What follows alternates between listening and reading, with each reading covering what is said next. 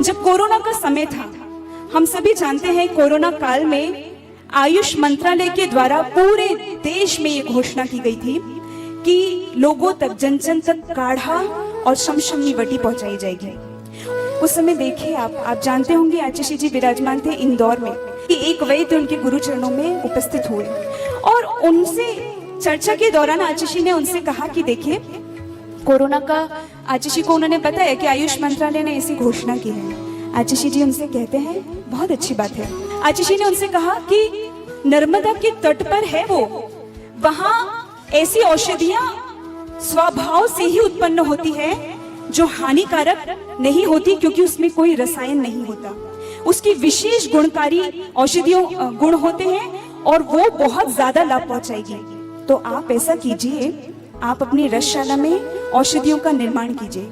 और काढ़े के लिए कहा था, जिसके लिए गिलोय की अत्यंत आवश्यकता थी। गुरु के वचन जैसे कहा गुरु होते हैं ना, तो एक बार उन्होंने कह दिया, पूरी कमेटी के मेंबर्स और जो भी ट्रस्टी आदि हैं, वैद्यगण हैं, सारे लोग इस चीज के लिए जुट गए। 3 दिन बाद आचिशी जी ने पुनः उनसे बात की और कहा, देखिए, आप उन औषधियों को लेंगे तो आप ये याद रखिएगा कि वो जो औषधि है ना, आप उसको रोज रोज वहां से इकट्ठा करना, ताजी औषधि लेना।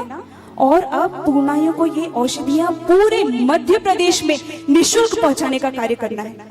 आचिशी जी ने उस औषधि दान के माध्यम से पीछे जो सोचा है, आपको वो उद्घाटित करती हूँ। निश्चित है आपका रोम रोम उससे रोमांचित हो जाएगा।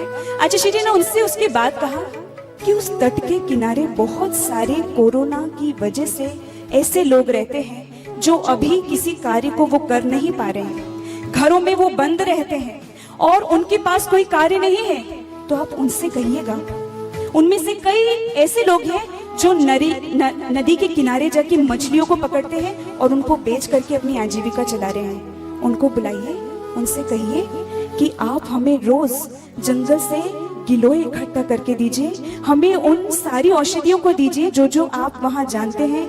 और आप विश्वास नहीं करेंगे, हजारों किलो में वहां से गिलोय उत्पन्न हुआ और वो सारा गिलोय उन काढ़ों में आकर के उन सारे मध्य प्रदेश में जहां जहां पूर्णायु पहुंच सकता था पहुंचाया गया। और इसके द्वारा आपको क्या लगता है आचिशी जी ने क्या किया? उन मछुआरों को भी कार्य मिल गया, उनके घर संपन्न हो गए, मांसाहार से वो दूर हो गए। आप देखिए गुरु की दिव्य दृष्टि कितनी दूर की होती है। उनको पैसा मिला, उन लोगों ने यहाँ औषधियां पहुंचाई और आरोग्य का ये एक बहुत बड़ा उदाहरण पूरे सरकार के सामने प्रस्तुत हुआ।